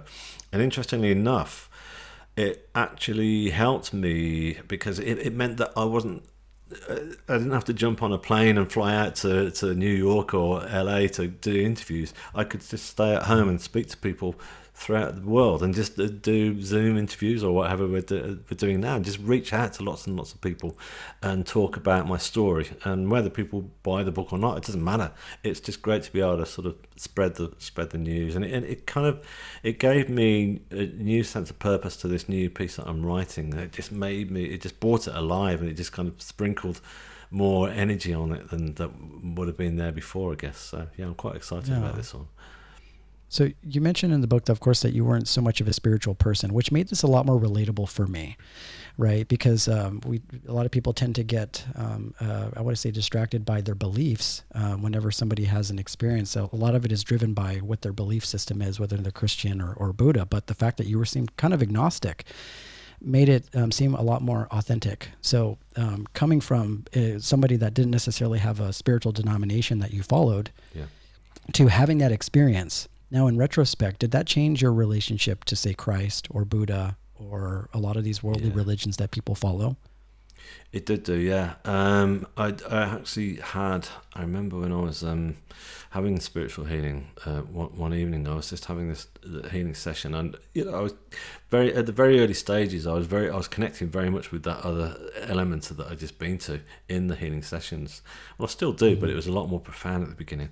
And there was one evening I was laid out, I was being healed by 2 healers, and I saw an image of Christ, actually, who was just like hovering above me as I was being healed. And he just looked so pure and healthy, and he was wearing like this white tunic, and so when the healing session finished, we were all sat around chatting and stuff, and I said, and then I didn't say anything. Then one of the healers said, "David, Christ was with you when I healed you. I could see him at your side, and then he was behind me, giving me energy." I was going, "No way!" I saw him as well. What? So of course I had to go. Yeah, so I painted him. So I went home and did a painting of Christ, and so I saw that. Yeah, I firmly, Yeah. I believe that. I that opened me up to thinking a lot more about Christ and his existence and his teaching, and I've since learned an awful lot about his teachings, and they make so much sense. They're just incredible, And this is a guy that was, around 2,000 years ago, coming out with all this profound knowledge, which is so beautiful. And it's almost like I don't really. I mean, I don't feel that I don't follow any churches, if you like. I don't go to a church at all. I go to the spiritualist church, but that's literally for healing. So I guess that is my church, because that's I when lockdown's not on or whatever, I go every week, and I feel that's my way of connecting with God and the universe and with Christ and with the whole thing. That's my way of connecting. So that's my church, if you like. But I don't really feel comfortable with sitting through a service, because I think churches are great, and I think a lot of people who run churches and go to churches are really lovely people, and they're just like myself, are keen to sort of connect with Source, But I don't agree with it all. Not all the teachings feel right to me. There tends to be an awful lot of emphasis on guilt and shame attached to a lot of faith, which I don't feel comfortable with, because for me that's not what it's about. For me, that what I learned from my near-death experiences, it's all about love, and you're not going to be judged. There is no sense of judgment, as to whether you're going upstairs or downstairs. It's just we're all accepted and we're all loved. Ultimately, that's what I feel. Yeah. It's like you're using love as like the guidepost, and all of a sudden, from that perspective, everything becomes about the same thing. Like when I look at Buddhism and Christianity and Hinduism, I just look at the border, like the underlying sort of underpinning behind that, which is love. Yeah. And now suddenly I'm able to pick up on not this sort of like that fundamental sort of Christianity, sort of like you're taking the Bible so literal. You're looking at the baseline sort of energy of Jesus's work, which is just a simple loving energy. Same thing with Buddha, but the one thing that I love about your story is that it was almost your openness. And I wouldn't want to say it was a naivety with spirituality, but you decided on a whim to go to this psychic, not knowing anything about it. And also you were open enough to healing work. So it's almost like your willingness to be open kind of took you kind of further down the path than, say, somebody that maybe was really hardlined into like Christianity or Catholicism, like you were able to be more open with that experience. Absolutely. And I thought it was really interesting how many people's minds you changed, right? Talking to your therapist that was more science-based and really was having a hard time with the whole NDE concept until after, spending time with her. And I know that she believed you, and I'm sure that sparked a curiosity in her to investigate a little bit more about NDEs. So, and your sister too, who in the book sounded so supportive of you in every single phase of your life, kind of had that same kind of scientific belief of like, well, I don't know about this, but it did sound like in the end, you were able to change everyone's mind about the experience. Well, I've never really set out to change anybody's mind, but I always say to everybody, look, here's my story, this is what happened, this is what I saw and what I felt, and it's up to you whether you take it on board or not, But generally speaking, I'm surprised how many people are interested to hear about it. Because I guess, like I say, nobody really thinks about death. So if I'm talking about death and I'm bringing up a subject and everyone knows what happened to me, that I was pulled under a train, and ultimately everyone around me is amazed that I survived that. So people are kind of interested to hear what I've got to say. I guess. Of course, there are scientists who are going to argue against that point and say, "Oh, it's or whatever their point of view is." But what I'd say is, with science, yes, like I said earlier, without science, I wouldn't be here physically, so it saved me. But we have to remember with science that they're constantly looking for scientific equations for everything, but they're always still touching the surface, if you like. In terms of the universe, they're only just about to discover small amounts of things. The universe is a huge, vast thing, you know, that are only starting to understand.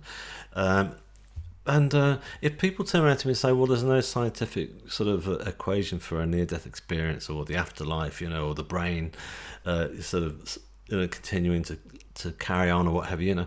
And I say, but there's no scientific equation for love. But we don't question that, do we? We don't turn around and say, there's no scientific equation for love, so therefore love does not exist. We accept it because we all experience it at some point in our lives, and so we don't question it. But maybe we should, if we're gonna question, you know, something like a near-death experience or the afterlife itself. So yeah, that's how I feel. Oh, I love that. That's such a great point. I never thought about it like that. But you're doing a lot of. I noticed you do some of these like near-death experience summits with a lot of people online. That's right. Yeah. And you're doing like public speaking and stuff like that. What is it like? You know, talking amongst a lot of these different people that have experienced these type of things in this way. Do you still feel that sense of kind of nervousness when speaking to large groups of people, or you know, sharing that experience at all? I don't really. I mean, you know, I always feel that sense of just before an interview or a summit or whatever. That it's a bit like doing a gig. You know, you just get those kind of pre-gig nerves where you just think, oh right, is this going to be the one that's all the cards are going to come tumbling down, and I'm not going to be able to explain myself properly. But generally speaking, that's not the case. And people who are close to me and know me well are really amazed when they watch my interviews. They're going.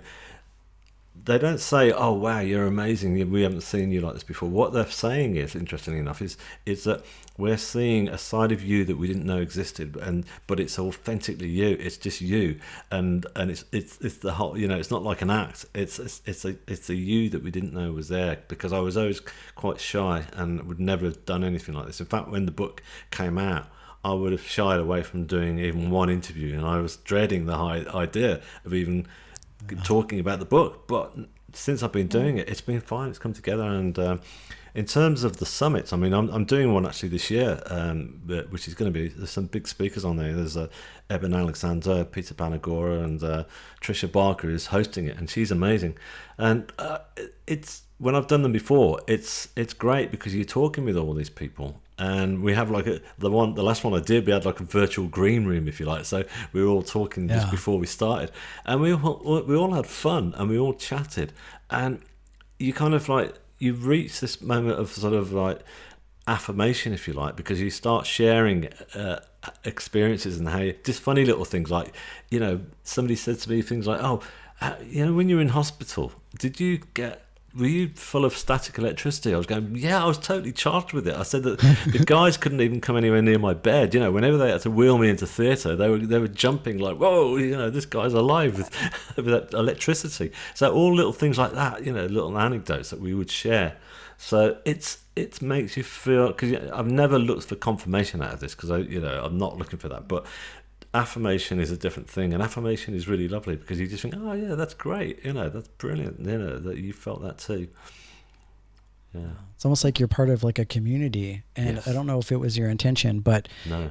Obviously there's a responsibility that you had to write the book and share in the vulnerable way that you did, but do you have an interest in teaching, like as a teacher? I mean, I guess this would kind of be considered as that. Like, is that something that you, outside of like the art and the music, is this something that you plan on maybe, and how I imagine this integrated, I see sometimes people will decide to work in hospice, you know, sure. They decide to work with people that have terminal illness, and speaking with people that are about to transition. Have you thought about using your experience in that way? Yeah, I have actually. In fact, I did.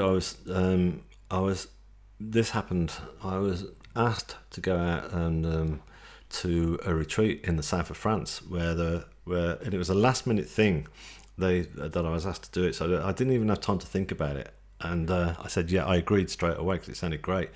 And basically, I was working with, I was talking to a group of women who were on the retreat, and they were all end-of-life doulas. I don't know if you've heard of them before.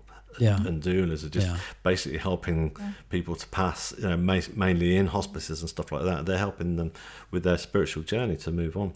So they asked me to go out and talk about my near-death experience to them.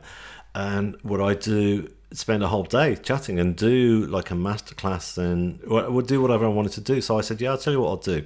I'll talk in the morning about my experience to them all and show them my paintings and play my music. And then in the afternoon, we'll do like a sort of a class, like a masterclass in painting. So that's what we did. And that went brilliantly. I never thought I'd be able to do it. Again, it was a new venture for me, and I was helped. The afternoon came, and I was out there, and we were all sat in the beautiful sunshine in the south of France in the middle of nowhere, and I just said, right, can you all just paint or draw what you feel the afterlife looks like to you now after I've done my talk, or what you think your guardian angels would look like? And everybody turned around and said, I can't draw, I can't paint, I've never been able to, not since school. I said, it doesn't matter, just let it come out.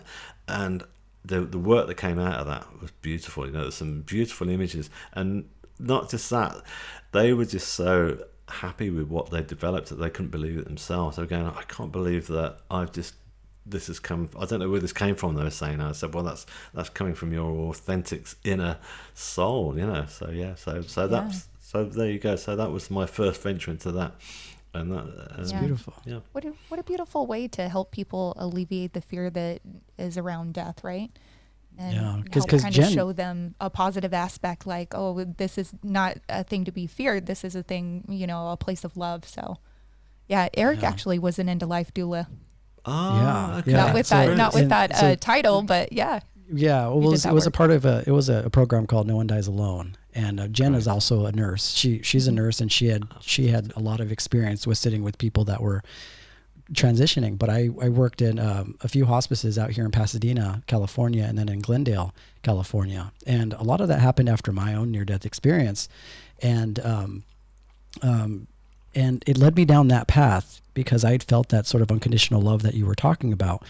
And one thing that was really I struggled with in my life was that fear of death. Like I carried it with me for a long time when I was young and as a youth. And when I had that experience and felt that sort of unconditional love from Source, I was so shocked. I was so taken back by this experience because I realized that fear of death that I had wasn't really justified. Like it was just sort of like an illusion. So I started actually volunteering at these hospices, sitting along with these patients, and I got really into afterlife studies and things like that. And it makes me think of this talk that I watched by Ram Dass, where it's like when you're sitting with somebody that's dying, nurses and doctors, they're trained to do one thing, which is keep you alive. And a lot of them aren't so maybe you might find some that are versed in spirituality, but there's legal repercussions in them having to explain stuff like that. So they can't really tread into that water. So there's nobody really telling them the reality of what they're experiencing. Yeah. What they're hearing is everything's going to be okay, everything's going to be fine. But somebody really needs to come in there and say, look, like it's not, you're dying. Sure. There's nothing wrong with what you're experiencing. Yeah. This is a very, very natural process.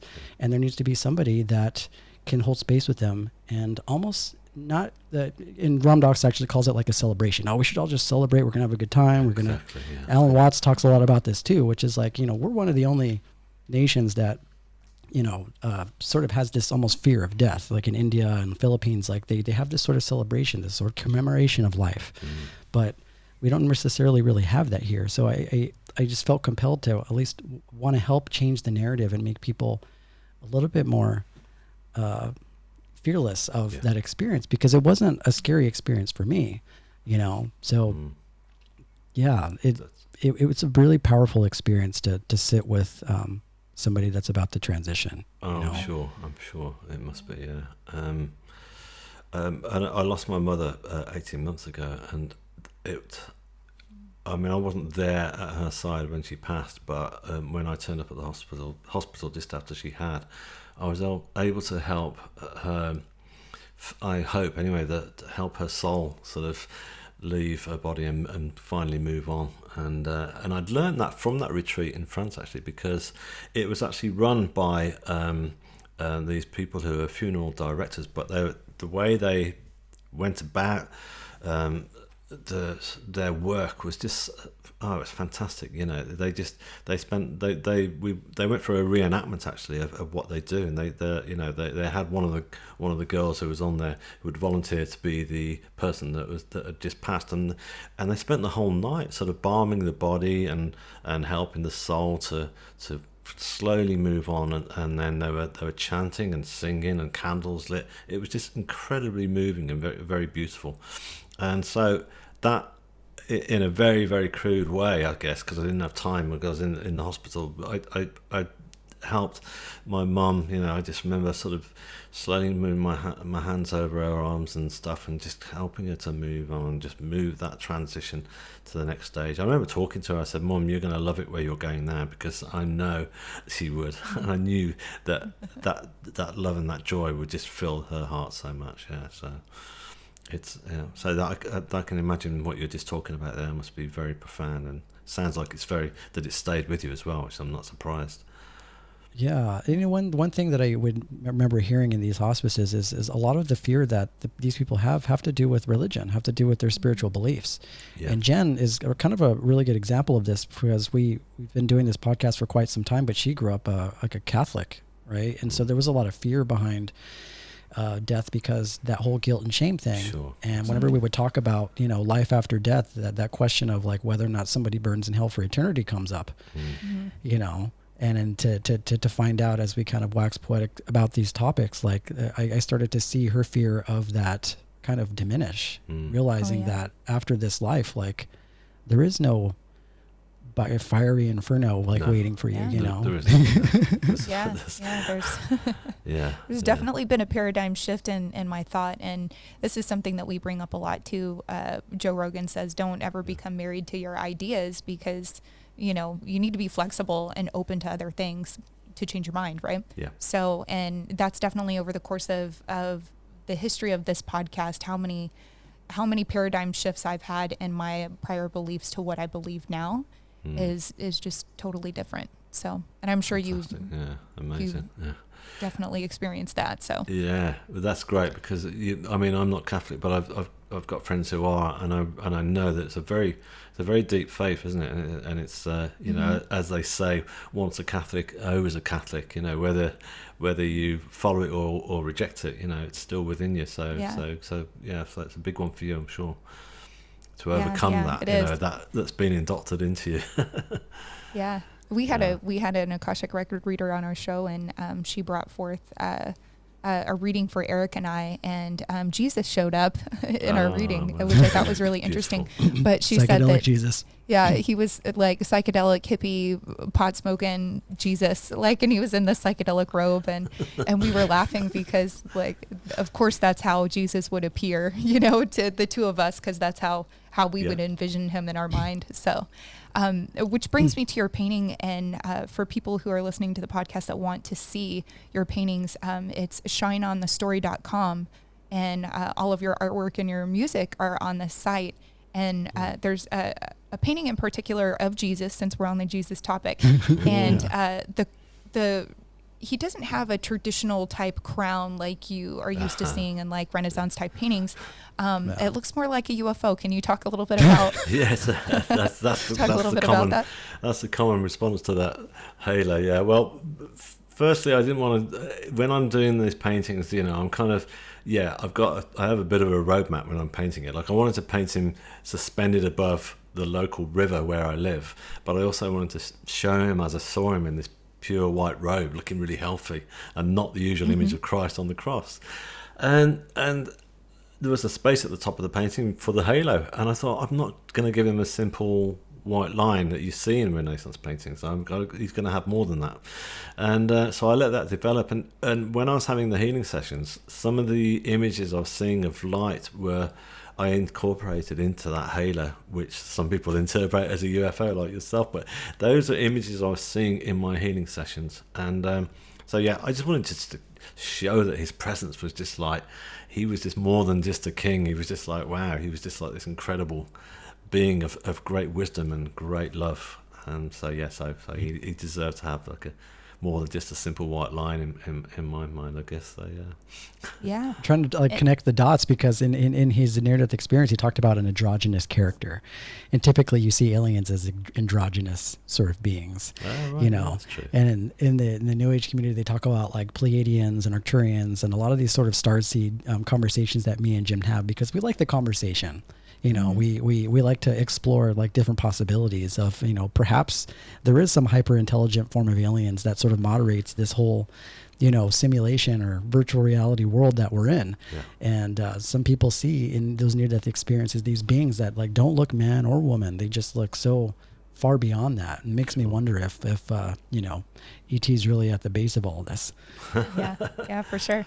And in your description of one of your guides that was helping to heal you whenever you were on the stone, that description of the guide that was in the black T-shirt that Sure. was just kind of like blonde hair and, you know, sounds very, very alien. It sounded very alien to me when I was reading it. Oh, okay, So I was looking yeah. at your painting, and it looks like the painting, it looks like this person is depicted to be female, but also kind of like an ambiguous type look, like could also be male. But Yes, indeed. It's predominantly That's it, female. because that was it. I mean, my take on it that person didn't look like an alien to me. Because interestingly enough, that being's face looked incredibly familiar. In fact, I kept saying, that's "Who are right. you? I know you, don't Yeah. I? I know who you are."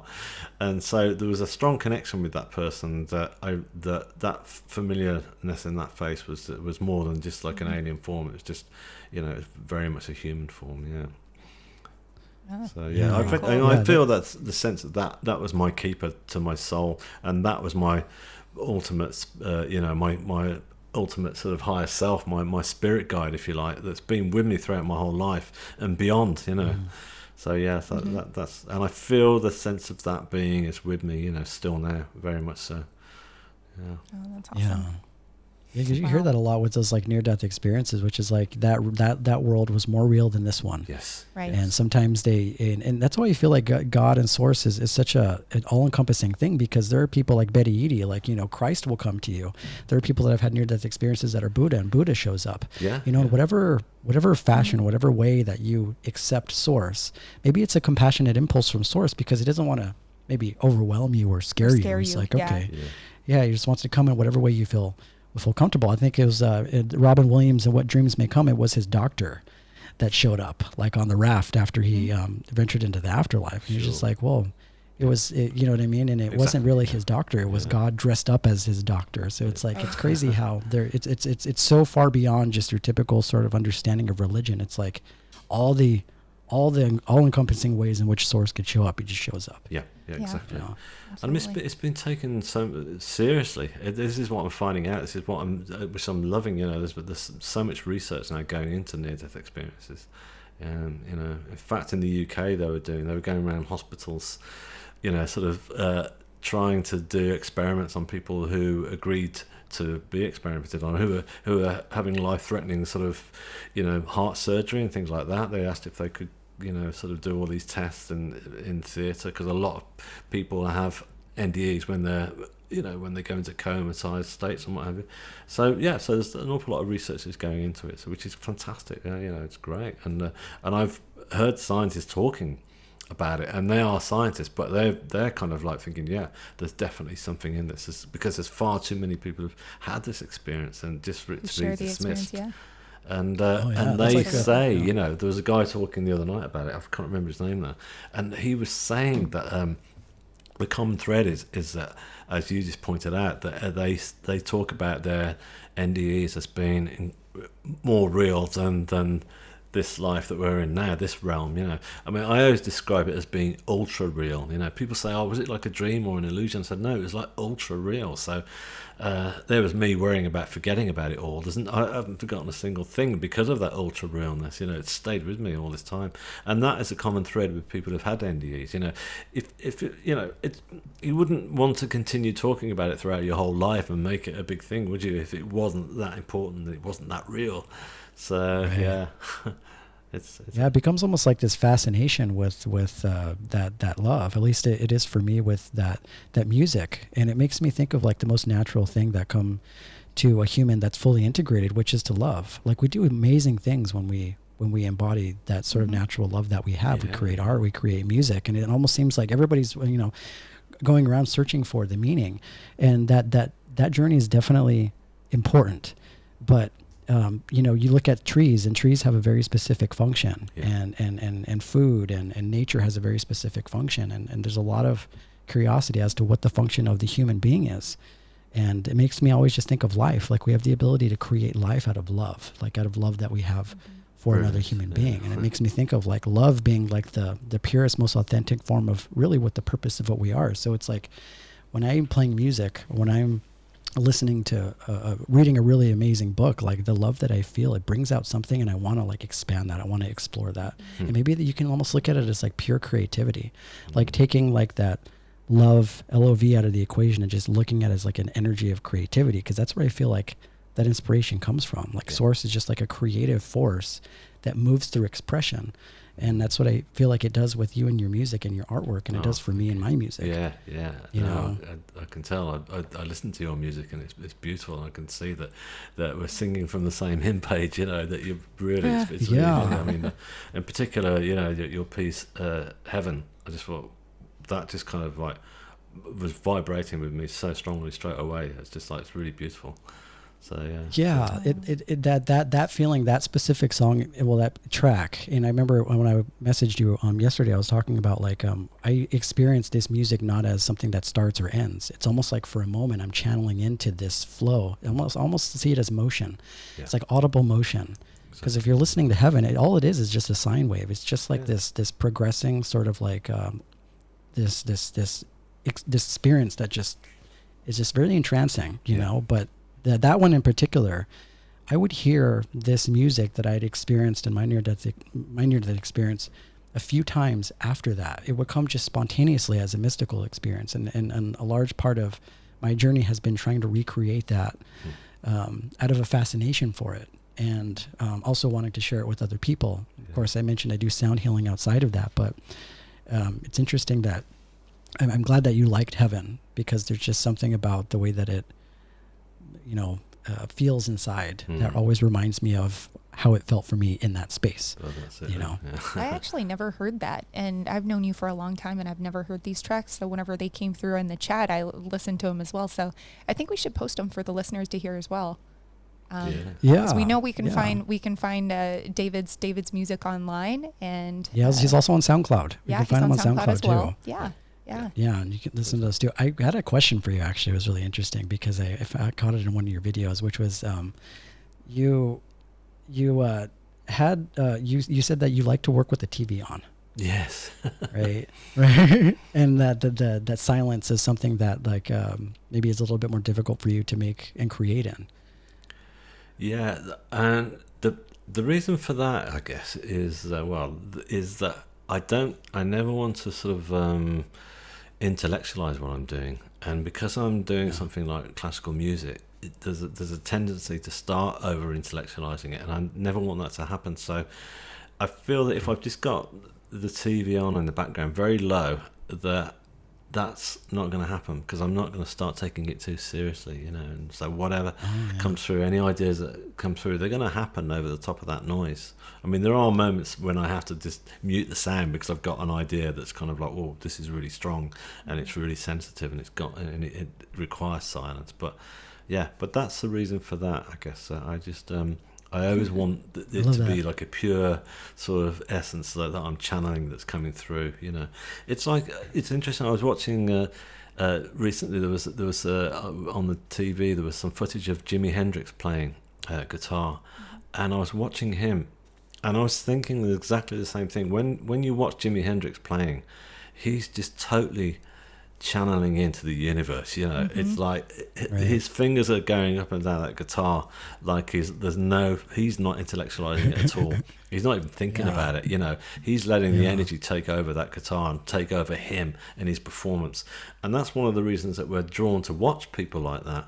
Not even just musicians. It's like sportsmen, great sports players, like for example tennis. Okay, if you think about tennis, it's quite it's quite a dull game. It's just two guys or two women just with a bat sort of going backwards and forwards with a ball that goes on for hours and hours and hours. But we watch them because those people are channeling as well. They're not thinking about it too hard. They're channeling energy to make themselves, create they're above the game, if you like. They're above.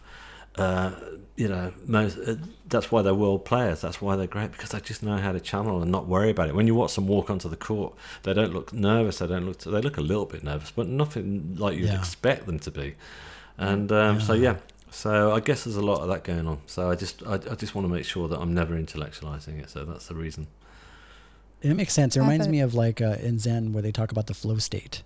Yeah. Like where you're fully integrated with your mind and your heart, and you're not thinking about how something should be done. And Jiddu Krishnamurti talks a lot about this too, which is like artists, like whenever an artist like sits down and tries to make the intention of making art, there's some part of it that ceases to be art. There's like this different sort of thing that happens when you are like fully integrated with that flow state, that creativity, where it just happens. Like it just flows. And you can't explain it. Yeah. It's like trying to explain source, like moving through your body, I have a funny story that is related to Jimi Hendrix more than anything, but my dad was telling me a story about when he was young. He was really a huge fan of Jimi Hendrix for that reason, right? Like his ability to channel, and he's just so captivating. Yeah. So I guess my dad took a couple hits of acid and was laying on his bed and was looking at a Jimi Hendrix poster that came to life and played like a full concert for him. Oh, wow. So every time I know, right? So every time I hear about Jimi Hendrix, that story just comes to mind. I think about my dad tripping on acid. Wow.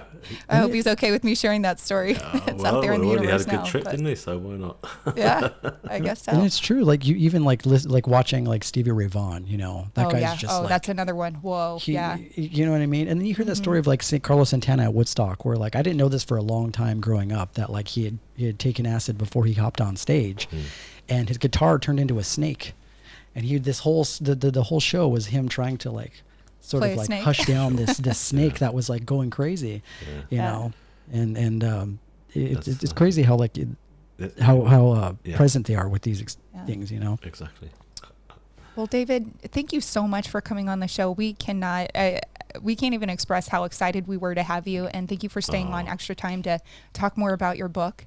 If there's one thing that you had to leave with our listeners, feel free. This is your opportunity to put it out there. Yeah. Well, I would just say, you probably already gathered it from what I said, is to be authentic to yourself, just to your true self. Try to stop worrying about fitting in with the world that you're in, and just, and allow that authenticity to come through. And once you find that authenticity, you'll realize that new doors will open for you automatically and very slowly, but they're the right doors to open rather than the ones that you think you should be pushing ahead at, and whatever is meant to be on that pathway of your life will suddenly, it'll flower and it'll flourish, and you'll enjoy life a lot more. That's how I feel. Yeah. Wonderful. That's great beautiful. advice.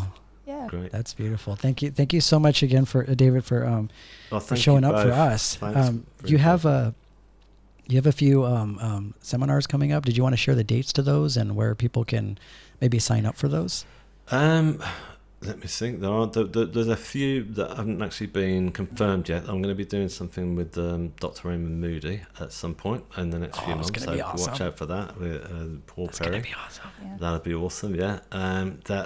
One thing I can firmly say that I'm going to be talking at the next global annual online NDE summit. That runs from the 23rd to the 25th of July, and I'll be speaking on the 25th of July. So if people, just go online, you'll be able to find that. If you want to find out, if anybody wants to follow me on social media, there's an Instagram page where my paintings go up, but also you'll be able to see posts about things that are coming up. So do follow me. You can find all those links on my website anyhow. But if you feel like following me on that, or through YouTube or Facebook, you'll see the things that are coming along. But that's the one I can confirm, which is great, because as I say, there's some really good speakers on that, and Dr. Eben Alexander will be talking, and some real big names and some real heavyweights, as I call them, in the NDE field. So that would be great. So that's you're definitely one of them, that's for sure. Absolutely. You're definitely one of them. And I have one more question though. When's the movie coming out, David? Well, that's it's not that's a fair question, because I'm actually working on, that's one of the projects I'm working on. I'm working such a good movie with my co-writer. We're working on a script. Whether it becomes a movie or whether it becomes like a sort of a 6-part Netflix thing, we don't know. Again, just like with the book, and we'll see how it glows, how it glows. How it glows, yeah, absolutely. But too many people have been saying, this, as you guys said it very kindly yourself, this sounds like it's a movie. It should be a movie. It does. So we're just putting it together, and I'll tell you what, we're really enjoying it, and what's coming out so far is just feeling really exciting, and it's feeling really good. So we'll see where the energy takes us on that. So that would be great. I feel like that's where Source is going to take you next, man. That's next for sure. Yeah, because I can see that on Netflix. I can see that on I totally one of those Hulu channels for sure. Mm-hmm. Yeah. Exactly. It's fun. It's great. I'm enjoying it. It's really good, because for me, being dyslexic, I'm more into movies than I am into books. So this is kind of I'm bringing ideas to the table. I was going, wow, let's make this. What about this scene? We could make it more like. And they're going, yeah, great, yeah. So anyway, we shall see where the light takes us. Excellent. So for our listeners, if you want to follow David, please give him a like, subscribe, all the things. David_Ditchfield is his Instagram handle. And if you want to hear his music or see his or read his book, it is available on Kindle, so you can get that through Amazon and download that to your Kindle, or get a hard copy like Eric has. Yeah, that's me and Jen have it as well. Yeah. Start a book club. Start a book club with your friends. Talk about this book. Yeah, you can There's a lot of good stuff in here.